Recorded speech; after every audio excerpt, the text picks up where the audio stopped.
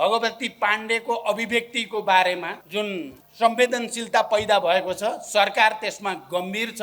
हिजो मात्रै पनि हामीले गृह मन्त्रालय लगायत सम्बन्धित प्रहरी अधिकृत समेतलाई राखेर घटनाक्रमको समीक्षा गरिएको छ र दोषीलाई कारबाही गर्ने प्रक्रिया अगाडि बढेको जानकारी म तपाईहरुलाई गराउन चाहन्छु।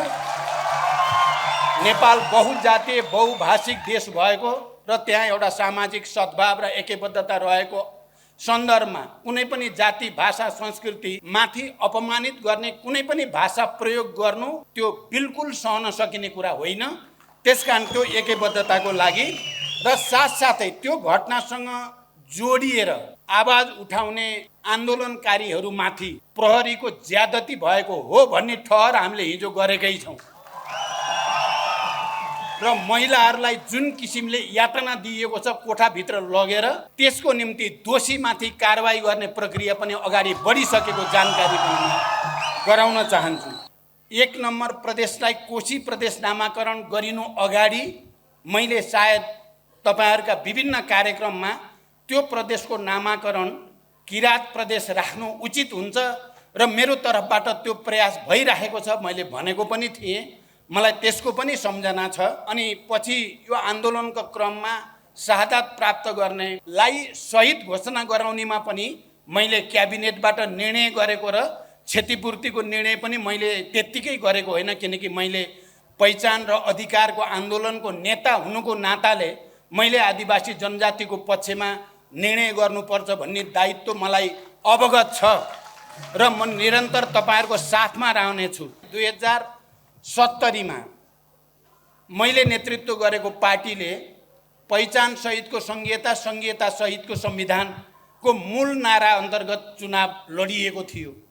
तर दुर्भाग्य हामीले जनतालाई राम्रोसँग प्रशिक्षित गर्न सकेनौं र हामीले भने जस्तो तपाईहरुले यहाँ यो कुरा पनि राख्नुभयो, मैले शेर्पामा गएर शेर्पा प्रदेशको नामाकरणको घोषणा पनि गरेकै थिएँ, किरातको पनि मैले गरेकै थिएँ। तर त्यसलाई कार्यान्वयन गर्नको निम्ति जति तागत सदनमा हामीलाई चाहिने हो, पहिचानका पक्षधरलाई चाहिने हो, त्यो शक्ति हामीलाई प्राप्त भएन।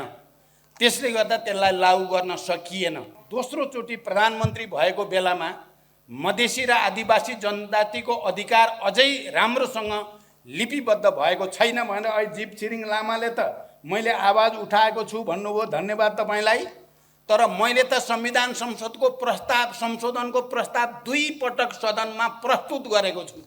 यो कुरालाई ध्यान दिन जरुरी छ। त्यो म नै त्यस्तो प्रधानमन्त्री हो जसले मधेसी र आदिवासीको अधिकार अझै स्पष्ट हुनुपर्छ, पहिचानको अधिकार जति हुनुपर्ने त्यति भएन भनेर 2 पटक संशोधन प्रस्ताव दर्ता भएको छ वैधानिक ढङ्गले।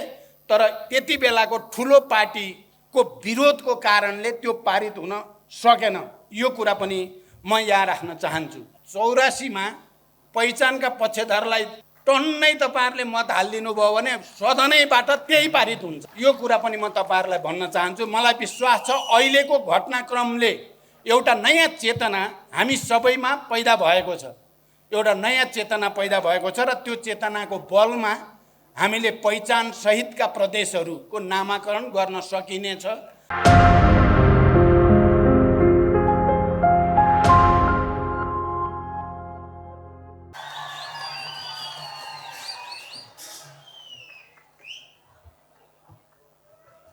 धन्यवाद कार्यक्रम सञ्चालकज्यूलाई।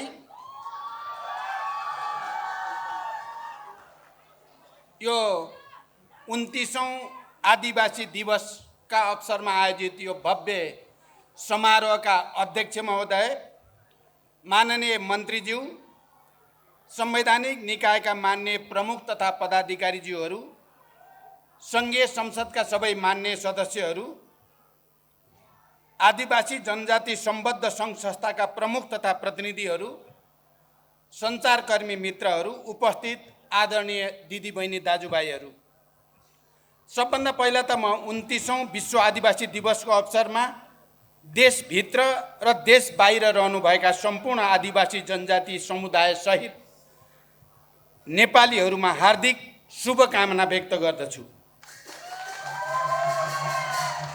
आजको दिनले सङ्घीय लोकतान्त्रिक गणतन्त्रको कार्यान्वयन र सुदृढीकरण एवं पहिचान र अधिकारको आन्दोलनमा निरन्तर सफलताका निम्ति उत्प्रेरणा पैदा गर्ने विश्वास पनि म व्यक्त गर्न चाहन्छु। विश्वभरि करोडौँ आदिवासीहरू रहेका छन्। नेपालमा पनि अत्यधिक ठुलो सङ्ख्या आदिवासी जनजातिहरूको रहेको छ। हालसम्म 60 आदिवासी जनजाति समुदायहरू सूचीकृत भएको र तिनीहरूको आफ्नो भाषा संस्कृति रहेको ती सबै राज्य सत्ताको भाषा संस्कृति भन्दा केही फरक छन्। नेपालको ऐतिहासिक विकास क्रम, सभ्यताको विकास, श्रम, संस्कृति एवं समग्रमा राष्ट्र निर्माणमा आदिवासी जनजातिहरूको निर्णायक भूमिका रहँदै आएको छ र यो यथार्थलाई हामी सबैले सही ढङ्गले आत्मसात गर्न जरुरी छ। मैले नेपालमा गणतन्त्रको आन्दोलन, सङ्घीयताको आन्दोलन, समावेशी समानुपातिकताको आन्दोलन र समग्रतामा पहिचानको आन्दोलनको नेतृत्व गरेको एउटा प्रमुख व्यक्ति हुनुको नाताले म तपाईहरूसँगको सम्बन्धलाई, तपाईहरूको पहिचान र अधिकारको लडाईँलाई हमेशा साथ दिने एकैबद्धता व्यक्त गर्न चाहन्छु। संयुक्त राष्ट्र सङ्घमा पनि आदिवासी सम्बन्धी सङ्गठन स्थापना गरिएको छ, जस अन्तर्गत संयुक्त राष्ट्र सङ्घीय आदिवासी मामिला मञ्च, united nation forum on indigenous affairs र नेपालमा 2047 देखि वैशाख 22 देखि नेपाल आदिवासी जनजाति महासङ्घको स्थापना भएको हो।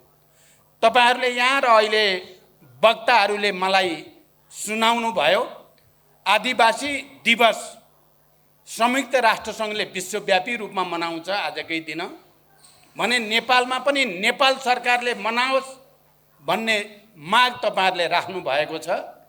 म के भन्न चाहन्छु भने आदिवासी जनजाति दिवस मनाउने कुरामा प्रत्येक पटक नेपाल सरकारका प्रधानमन्त्री यो कार्यक्रममा सहभागी हुने र सरकारको तर्फबाट बधाई र शुभकामना दिने परम्परा हुँदै आएको छ। एक अर्थमा भन्ने हो भने आदिवासी जनजाति अघि सरकार पछि भएर यो दिवस मनाउने गरिएको छ। तपाईहरूले अहिले जे कुरा राख्नु भएको छ, मैले सरकारमा भएका पार्टीहरूसँग र सरकारमा अबदेखि आदिवासी विश्व दिवस नेपालमा पनि सरकारले मनाउने कुरामा पहल गर्ने विश्वास म तपाईहरूलाई दिलाउन चाहन्छु। संयुक्त राष्ट्र सङ्घले सन् 1994-2004 लाई अन्तर्राष्ट्रिय आदिवासी दशक घोषणा गरेको र सन् 1994 को अगस्त 9 लाई विश्व आदिवासी दिवस मान्न थालेको र यो साल 29औं आदिवासी दिवस हो र तसर्थ यसको विगत, वर्तमान र भविष्य समेत उत्तिकै गौरवशाली र महत्त्वपूर्ण रहेको छ। विश्वभरिका सरकार, आदिवासी जनजाति सङ्घ संस्था र अध्येताहरूले आदिवासी जनजातिको हक अधिकार संरक्षण र सम्वर्धनका लागि उनीहरूले भोग्दै आएका समस्या र चुनौतीको सामना गर्न सबै समुदायलाई सचेत गराउन यो दिवस मनाउने गरिएको छ। जनयुद्ध, ऐतिहासिक जनआन्दोलन लगायत सबै उत्पीडित जाति समुदायका विभिन्न आन्दोलनहरूको बलमा निर्मित नेपालको संविधानको प्रस्तावनामा नै नेपाल बहुजातीय, बहुभाषिक, बहुधार्मिक, बहुसांस्कृतिक तथा भौगोलिक विविधता युक्त विशेषतालाई आत्मसात गरी विविधता बीचको एकता, सामाजिक सांस्कृतिक एकबद्धता, सहिष्णुता र सद्भावलाई संरक्षण एवं प्रवर्धन गर्दै वर्गीय, जातीय, क्षेत्रीय, भाषिक, धार्मिक, लैङ्गिक विभेद र सबै प्रकारका जातीय छुवाछुतको अन्त्य गरी आर्थिक समानता, समृद्धि र सामाजिक न्याय सुनिश्चित गर्न समानुपातिक, समावेशी र सहभागितामूलक सिद्धान्तका आधारमा समतामूलक समाजको निर्माण गर्ने सङ्कल्प भएर मैले यो संविधानको भाषा मैले यहाँहरूको अगाडि फेरि एकचोटि पढाएर सुनाएँ। त्यो सङ्कल्प गरिएको छ। साथै नेपालको संविधानको भाग 27 धारा 261 मा आदिवासी जनजाति आयोगको व्यवस्था गरिएको छ, जसले मूलतः आदिवासी जनजाति सम्बद्ध नीति निर्माणका लागि नेपाल सरकार समक्ष सिफारिस गर्ने तथा सुझाव दिने, सरकारद्वारा सञ्चालित नीति तथा कार्यक्रमको समीक्षा, अनुगमन र मूल्याङ्कन गर्ने र समुदायको सशक्तिकरणका लागि चेतनामूलक कार्यक्रम सञ्चालन गर्ने गर्दछ।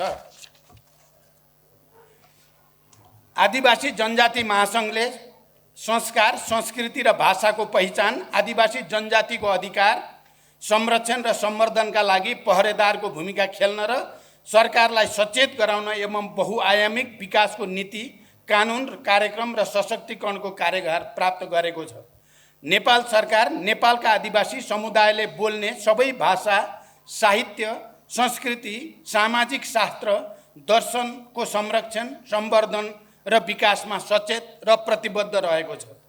विश्वव्यापी रूपमा देखा परेको आर्थिक सङ्कटबाट हामी पनि प्रभावित छौँ। त्यसैले हाम्रो चाहना हुँदाहुँदै पनि सरकारका तर्फबाट पर्याप्त बजेटको व्यवस्था गर्न निकै कठिन भएको छ र पनि भाषा, साहित्य, संस्कृति, दर्शनको विकासमा नेपाल सरकारको तर्फबाट गर्न सक्ने अधिकतम सहयोग बजेटको व्यवस्था गर्ने प्रयास भएको छ। अहिले भर्खरै अध्यक्षज्यूले मलाई त्यहाँ बस्दै गर्दा भन्नुभएको छ, यही कार्यक्रमको निम्ति पनि अहिले विगतमा भन्दा अलिकति अगाडि बढेर सहयोग हुन पर्यो भन्नुभएको छ। म तपाईहरुको अगाडि पहिलाको भन्दा बढी सहयोग गर्ने विश्वास पनि व्यक्त गर्न चाहन्छु। यसका साथै आजको सन्दर्भमा आदिवासी जनजाति समुदायको पहलमा कानुन बनाउने, स्रोत साधन एवं जनशक्ति आयोग शक्तिशाली बनाउने, संविधानले व्यवस्था गरेको आदिवासी जनजातिको अधिकारलाई कार्यान्वयन गर्दै लैजाने, स्वायत्त, संरक्षित र विशेष क्षेत्रलाई कानुन बनाएर लागू गराउने, संघीयताको दृढ कार्यान्वयनका साथै थप अधिकारका निम्ति प्रयत्नशील रहने कार्यभार पनि हाम्रो अगाडि रहेको छ। हामी सबैको सामूहिक प्रयास र सङ्घर्षले उल्लेखित कार्यभार पूरा गर्न महत्त्वपूर्ण योगदान गर्नेछन् भन्ने पनि मेरो गहिरो विश्वास छ। यति भनिसकेपछि तपाईहरूले अहिले म प्रधानमन्त्री हुनुको नाताले र जसले पहिचानको आन्दोलनलाई समावेशी र समानुपातिकताको आन्दोलनको नेतृत्व गर्यो, उसले प्रदेशको नामाकरण गर्दा पहिचान झल्किने, संस्कृति झल्किने गरोस् भन्ने तपाईहरुको आवाजको गम्भीरता र संवेदनशीलतालाई मैले बुझेको छु।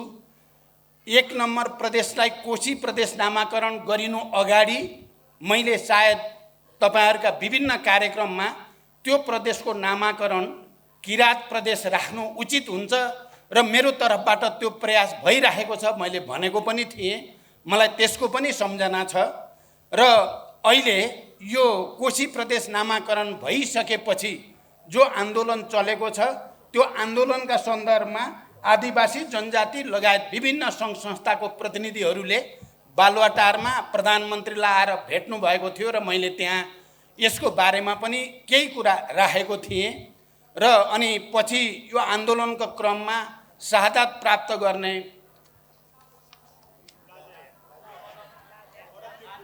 गाजीलाई शहीद घोषणा गराउनेमा पनि मैले क्याबिनेटबाट निर्णय गरेको र क्षतिपूर्तिको निर्णय पनि मैले त्यत्तिकै गरेको होइन, किनकि मैले पहिचान र अधिकारको आन्दोलनको नेता हुनुको नाताले मैले आदिवासी जनजातिको पक्षमा निर्णय गर्नुपर्छ भन्ने दायित्व मलाई अवगत छ र म निरन्तर तपाईहरुको साथमा रहनेछु।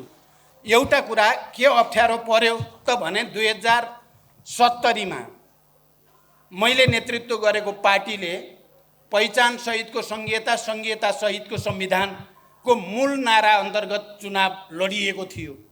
तर दुर्भाग्य हामीले जनतालाई राम्रोसँग प्रशिक्षित गर्न सकेनौं र हामीले भने जस्तो तपाईहरुले यहाँ यो कुरा पनि राख्नुभयो, मैले शेर्पामा गएर शेर्पा प्रदेशको नामाकरणको घोषणा पनि गरेकै थिएँ, किरातको पनि मैले गरेकै थिएँ। तर त्यसलाई कार्यान्वयन गर्नको निम्ति जति तागत सदनमा हामीलाई चाहिने हो, पहिचानका पक्षधरलाई चाहिने हो, त्यो शक्ति हामीलाई प्राप्त भएन। त्यसले गर्दा त्यसलाई लागू गर्न सकिएन। म तपाईहरुलाई यो कुरा पनि भन्न चाहन्छु, म दोस्रो चोटि प्रधानमन्त्री भएको बेलामा मधेसी र आदिवासी जनजातिको अधिकार अझै राम्रोसँग लिपिबद्ध भएको छैन भनेर अहिले जीव छिरिङ लामाले त मैले आवाज उठाएको छु भन्नुभयो, धन्यवाद तपाईलाई। तर मैले त संविधान संसदको प्रस्ताव, संशोधनको प्रस्ताव 2 पटक सदनमा प्रस्तुत गरेको छु। यो कुरालाई ध्यान दिन जरुरी छ। त्यो म नै त्यस्तो प्रधानमन्त्री हो जसले मधेसी र आदिवासीको अधिकार अझ स्पष्ट हुनुपर्छ, पहिचानको अधिकार जति हुनुपर्ने त्यति भएन भनेर 2 पटक संशोधन प्रस्ताव दर्ता भएको छ। वैधानिक ढङ्गले तर त्यति बेलाको ठुलो पार्टीको विरोधको कारणले त्यो पारित हुन सकेन। यो कुरा पनि म यहाँ राख्न चाहन्छु। त्यसकारण अहिले पनि तपाईहरुको जो चिन्ता छ, चासो छ पहिचानको होस् भन्नेमा सिद्धान्त त हामी सबै सँगै छौं र यो छलफल चलि पनि राखेको छ। यो आन्दोलनसँग वार्ता संवाद गरेर कहीँ न कहीँ रचनात्मक ढङ्गले एउटा निकास निकाल्नुपर्छ भन्नेतिर सरकारको प्रयास जारी रहेको कुरा पनि म तपाईहरुलाई यहाँ जानकारी गराउन चाहन्छु।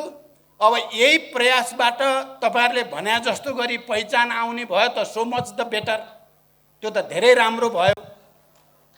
मेरो प्रयास त्यतैपट्टि हुनेछ। भएन भने अहिले शेर्पाजीले भन्या जस्तै 84 मा पहिचानका पक्षधरलाई टन्नै तपाईहरुले मत हाल्दिनु भयो भने सदनैबाट त्यही पारित हुन्छ। यो कुरा पनि म तपाईहरुलाई भन्न चाहन्छु। मलाई विश्वास छ अहिलेको घटनाक्रमले एउटा नयाँ चेतना हामी सबैमा पैदा भएको छ। एउटा नयाँ चेतना पैदा भएको छ र त्यो चेतनाको बलमा हामीले पहिचान सहितका प्रदेशहरूको नामाकरण गर्न सकिनेछ। त्यसको निम्ति पनि गम्भीर रूपले विचार गर्न म तपाईहरुसँग अपिल गर्न चाहन्छु। र साथसाथै अहिले भर्खरै भगवती पाण्डेको अभिव्यक्तिको बारेमा जुन संवेदनशीलता पैदा भएको छ, सरकार त्यसमा गम्भीर छ। हिजो मात्रै पनि हामीले गृह मन्त्रालय लगायत सम्बन्धित प्रहरी अधिकृत समेतलाई राखेर घटनाक्रमको समीक्षा गरिएको छ र दोषीलाई कारबाही गर्ने प्रक्रिया अगाडि बढेको जानकारी म तपाईहरुलाई गराउन चाहन्छु। नेपाल बहुजातीय बहुभाषिक देश भएको र त्यहाँ एउटा सामाजिक सद्भाव र एकबद्धता रहेको सन्दर्भमा कुनै पनि जाति भाषा संस्कृति माथि अपमानित गर्ने कुनै पनि भाषा प्रयोग गर्नु त्यो बिल्कुल सहन सकिने कुरा होइन। त्यसकारण त्यो एकबद्धताको लागि र साथसाथै त्यो घटनासँग जोडिएर आवाज उठाउने आन्दोलनकारीहरूमाथि प्रहरीको ज्यादती भएको हो भन्ने ठहर हामीले हिजो गरेकै छौं र महिलाहरूलाई जुन किसिमले यातना दिएको छ कोठाभित्र लगेर त्यसको निम्ति दोषीमाथि कारबाही गर्ने प्रक्रिया पनि अगाडि बढिसकेको जानकारी पनि गराउन चाहन्छु।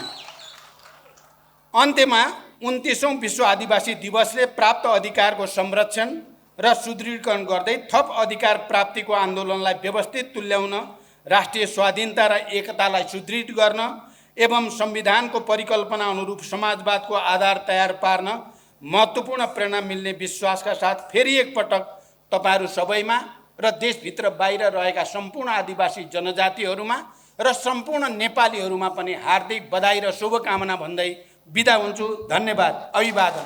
जीबाट मायाको चिन्ह प्रदान गर्दै हुनुहुन्छ। सबैजनाले उहाँलाई एकचोटि तालीले सम्मान गरिदिनु हुनको लागि म हार्दिक अनुरोध गर्न चाहन्छु। यो शान्तिको अग्रदूत बुद्धको मूर्ति हामीले प्रदान गरेका छौं। अब यो देश सबै बुद्ध जस्तै हुनुपर्छ भनेर हामीले अपेक्षा पनि गरेका छौं। उहाँलाई विदाईको